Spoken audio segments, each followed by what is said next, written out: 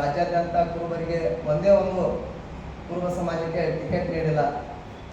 ಇದರಿಂದ ಕುರುಬ ಸಮುದಾಯಕ್ಕೆ ಬಹಳಷ್ಟು ಅನ್ಯಾಯ ಆಗಿದೆ. ಯಾಕಂದ್ರೆ ಸಾಕಷ್ಟು ಪ್ರಮಾಣದಲ್ಲಿ ಬಿಜೆಪಿಯ ಮತದಾರರಿದ್ದರೂ ಕೂಡ ಕುರುಬ ಸಮುದಾಯಕ್ಕೆ ಇನ್ನೂ ಒಂದೇ ಒಂದು ಟಿಕೆಟ್ ಘೋಷಣೆ ಮಾಡದೆ ಅನ್ಯಾಯ ಮಾಡಿದೆ.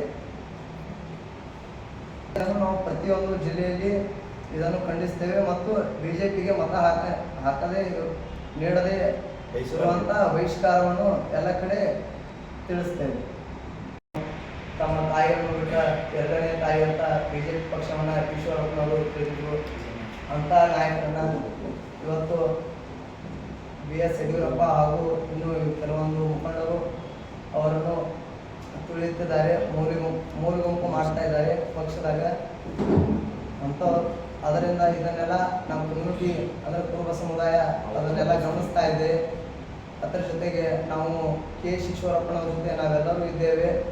ಇದನ್ನು ಸಮಾಜ ಕೂಡ ಗಮನಿಸ್ತಾ ಇದೆ. ನಾವು ಅವ್ರ ಜೊತೆ ನಿಲ್ಲುವಂಥ ಕೆಲಸವನ್ನು ಮಾಡ್ತೇವೆ. ಇದೇ ಥರ ಪ್ರತಿ ಕ್ಷೇತ್ರದಲ್ಲೂ ಪ್ರತಿ ಜಿಲ್ಲೆಯಲ್ಲೂ ಕೂಡ ಇದನ್ನು ನಾವು ಸಂಪೂರ್ಣವಾಗಿ ಕುರುಬ ಸಮುದಾಯವನ್ನು ಖಂಡಿಸ್ತೇವೆ. ಮತ ನೀಡದಂತೆ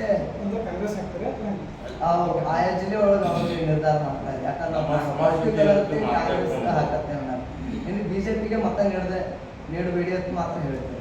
ನಮ್ಮ ಸಮುದಾಯಕ್ಕೆ ಅನ್ಯಾಯ ಆಗಿದೆ, ನಮ್ಮ ಸಮಾಜಕ್ಕೆ ಅನ್ಯಾಯವಾಗಿದೆ. ಮತ್ತು ಇದ್ರ ಜೊತೆಗೆ ರಾಜ್ಯಾದ್ಯಂತ 31 ಜಿಲ್ಲೆಗಳಲ್ಲಿ ನಮ್ಮ ಸಮುದಾಯಕ್ಕೆ ಒಂದೇ ಒಂದು ಬಿಜೆಪಿ ಜಿಲ್ಲಾಧ್ಯಕ್ಷ ಸ್ಥಾನ ನೀಡಿಲ್ಲ ಮತ್ತು ವಿವಿಧ ಘಟಕಗಳ ರಾಜ್ಯಾಧ್ಯಕ್ಷರನ್ನಾಗಿ ಕೂಡ ಒಬ್ಬರೇ ಒಬ್ಬರು ಕುರುಬರನ್ನ ನೇಮಕ ಮಾಡಿಲ್ಲ. ಯಾವುದೇ ಒಂದು ಪದಾಧಿಕಾರಿಗಳನ್ನು ಕೂಡ ಸರಿಯಾಗಿ ನೇಮಕ ಮಾಡ್ತಾ ಇಲ್ಲ. ಸಂಪೂರ್ಣವಾಗಿ ಯಡಿಯೂರಪ್ಪನವರು ಕುರುಬ ವಿರೋಧಿಯಾಗಿ ಹಾಗೂ KS ಈಶ್ವರಪ್ಪನವರ ವಿರೋಧಿ, ಹಿಂದುಳಿದ ವರ್ಗದ ವಿರೋಧಿಯಾಗಿ ಕೆಲಸವನ್ನು ಮಾಡ್ತಾ ಇದ್ದಾರೆ. ಆದ್ದರಿಂದ ನಾವು ರಾಜ್ಯಾದ್ಯಂತ ಬಿಜೆಪಿಯನ್ನು ವಿರೋಧಿಸ್ತೇವೆ. ಇದರ ಎಲ್ಲ ಕಡೆ ಇದರ ಪ್ರಭಾವ ಬೀರುತ್ತದೆ ಅಂತ ಹೇಳ್ತೀವಿ.